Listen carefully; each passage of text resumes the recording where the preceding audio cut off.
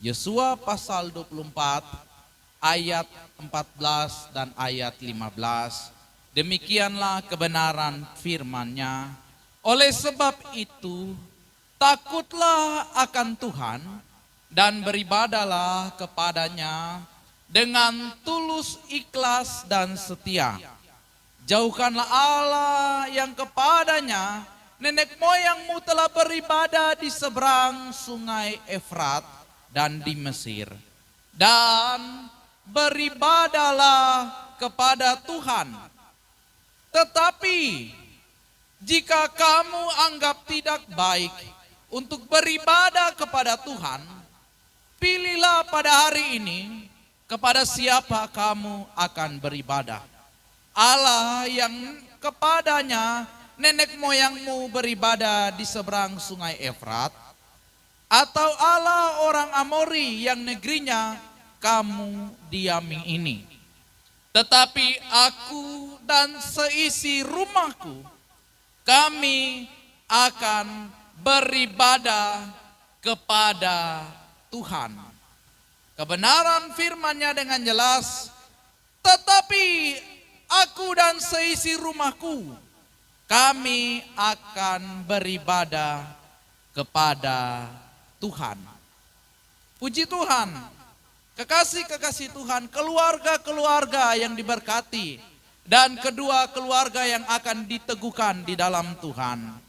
Hari ini kita akan melihat kebenaran firman Tuhan mengenai Tuhan dan keluarga.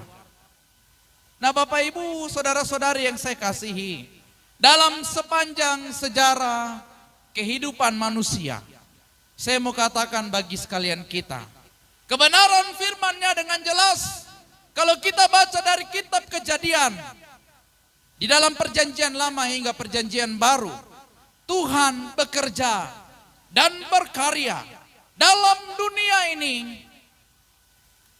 Tuhan bermitra di dalam dunia ini dengan pribadi-pribadi. Tidak pernah terlepas dalam kehidupan sebuah keluarga. Amin. Oleh sebab itu kita sudah tahu bersama, ketika Tuhan menjadikan manusia pertama kali, Tuhan melihat itu tidak baik. Tuhan memandang bahwa manusia itu tidak baik seorang diri.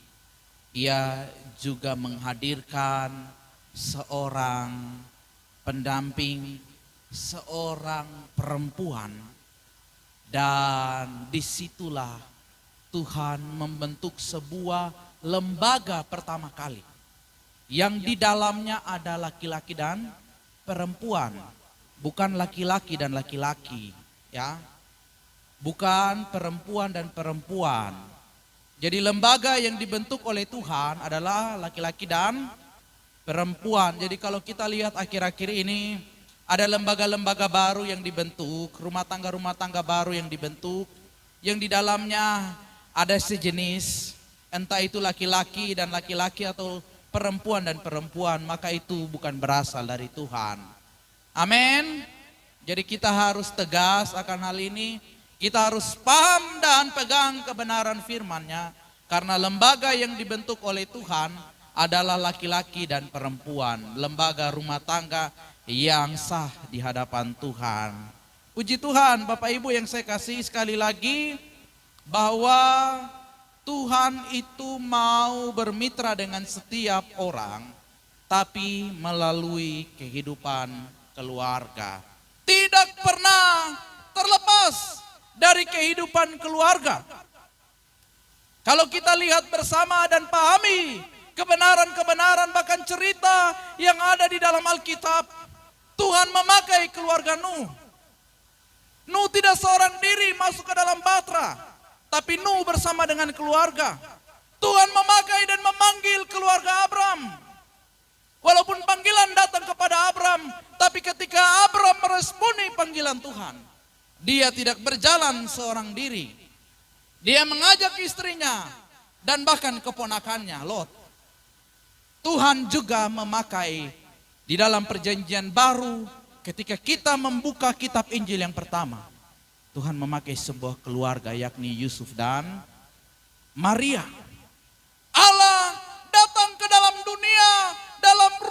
Yesus Kristus. Bukan bim salabim, jatuh dari langit anak lahir. Benar? Amin. Tuhan memakai keluarga, amin.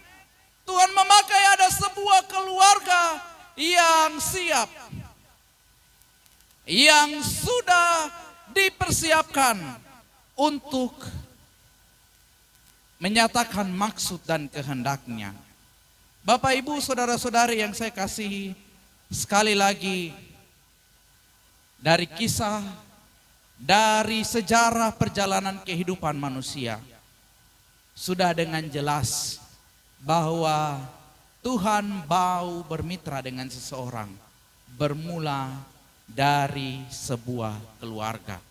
Oleh sebab itu, Bapak Ibu kekasih-kekasih Tuhan, keluarga-keluarga Kristen yang hadir pada saat siang hari ini, kita akan belajar dari sebuah keluarga.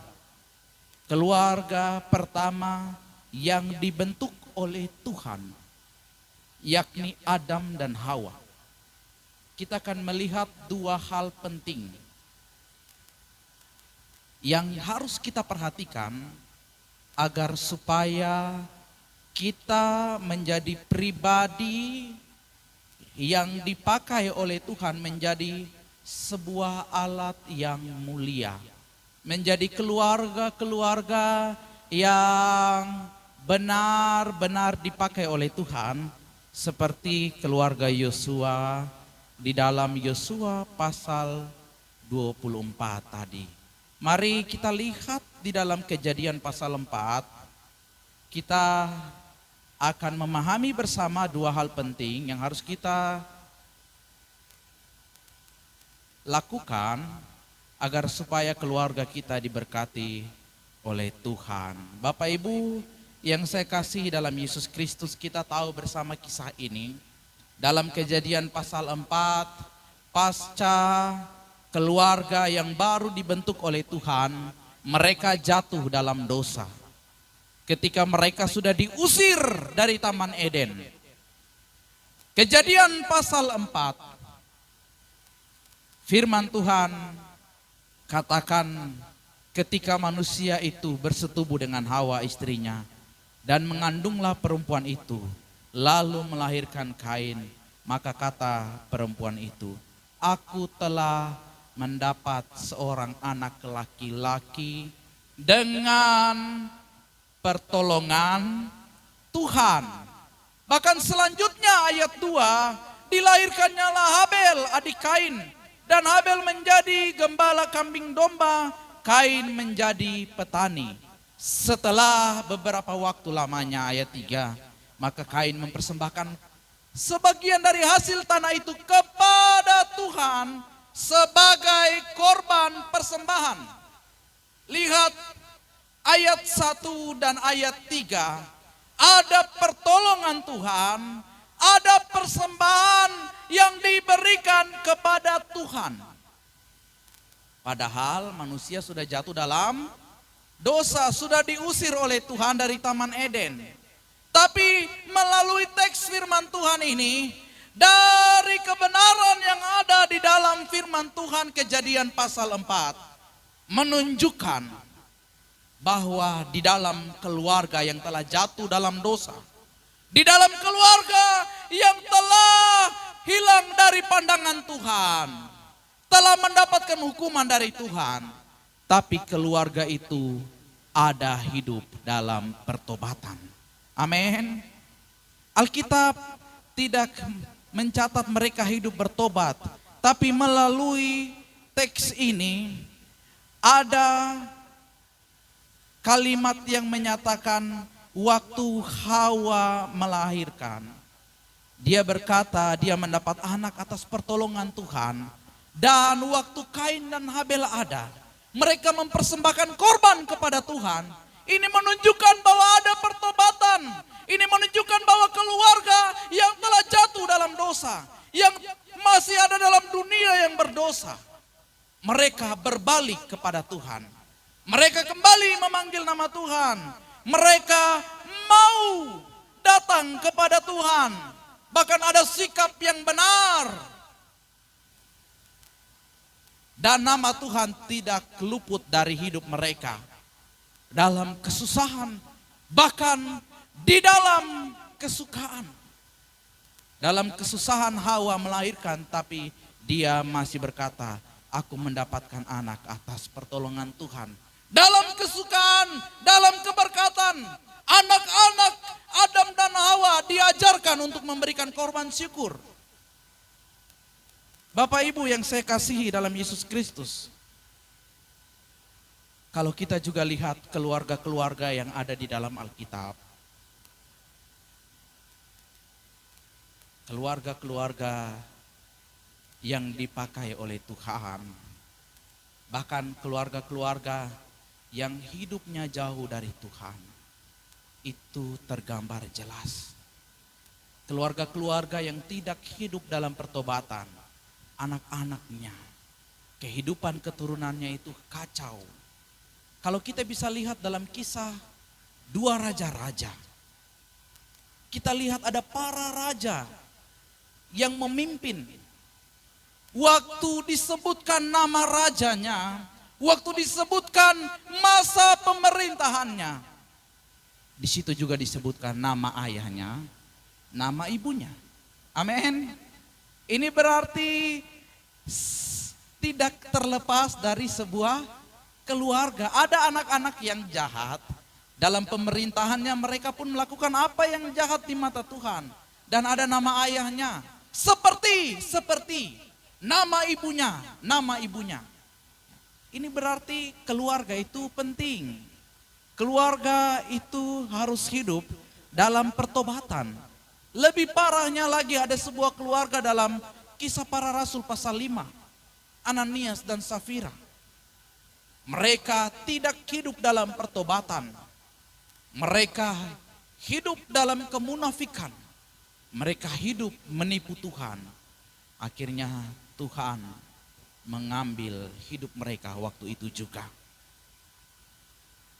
Ada keluarga juga yang hidup dalam pertobatan. Kita tahu bersama kisah tentang seorang yang bernama Rut dan Boas. Mereka adalah kakek dari Daud. Rut ini siapa? Rut ini bukan seorang yang adalah darah dari orang Israel. Dia bukan garis keturunan Israel, tapi dia hidup dalam pertobatan.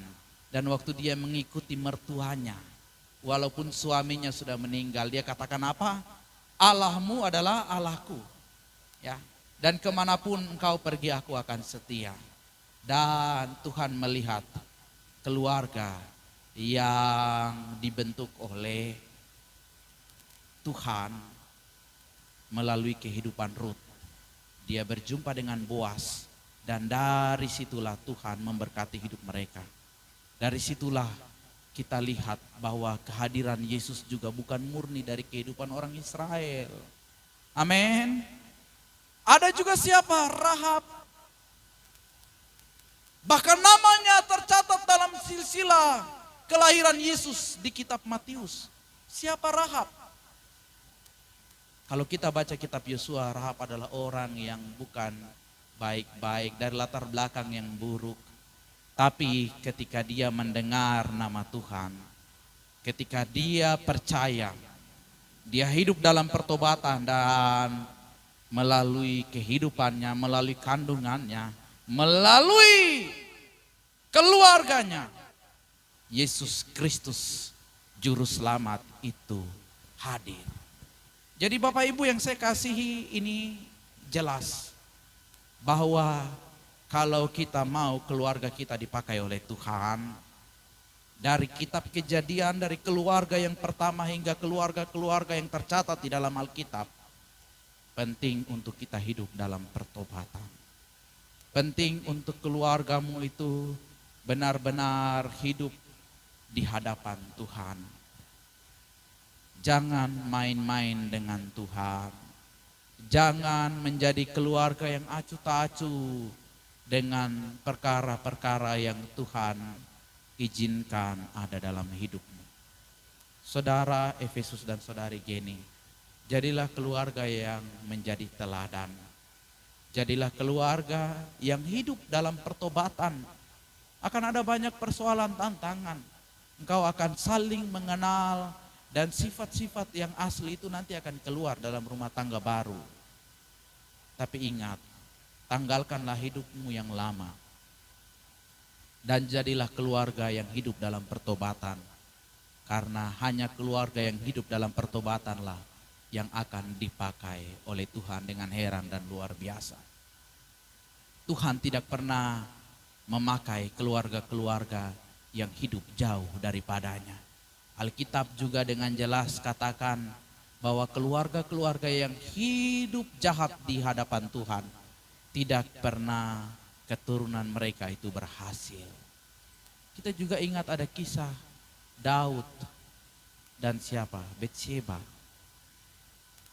Daud walaupun berzina dengan Betsyeba, tapi kalau kita baca Mazmur pasal 51, dia menyesal, dia hidup dalam pertobatan. Dan walaupun anaknya dalam pandangan manusia itu adalah seorang anak yang lahir dari hasil persinahan dari istri kedua. Walaupun yang pertama meninggal, tapi yang kedua diangkat oleh Tuhan. Menggantikan Daud, dialah Salomo. Dia bukan anak dari istri pertama, istri kedua, tapi karena keluarga ini di dalamnya ada pertobatan, maka Tuhan mengangkat keluarga Daud menjadi keluarga yang hebat, keluarga yang membawa bangsa Israel melihat kejayaan. Yang kedua, Bapak Ibu yang saya kasihi dalam Yesus Kristus, kita kembali ke dalam kisah di dalam Kejadian pasal 4, Adam dan Hawa.